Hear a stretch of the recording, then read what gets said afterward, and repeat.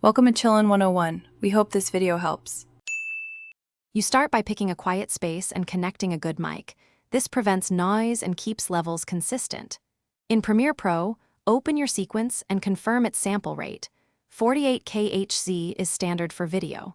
Once done, create an audio track if needed and set it to mono or stereo to match your mic. Make sure to enable input monitoring so you can hear yourself, then arm the track for recording. This prepares Premiere to capture your voiceover instantly. Now focus on capture and control. Open the audio track mixer to adjust input gain so your loudest pass stays below -6 dB. This preserves headroom and avoids clipping. When ready, hit the record button and speak naturally, keeping a consistent distance from the mic to maintain tone.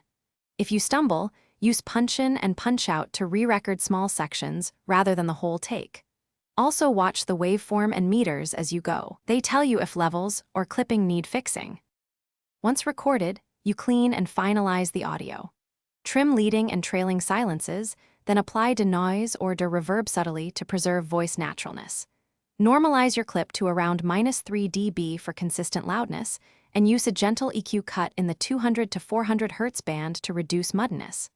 When satisfied, export with AAC at 48K HZ or render separate stems for mixing. If you run into problems, make sure input routing and mic drivers. Thanks for watching. Consider subscribing if we helped you.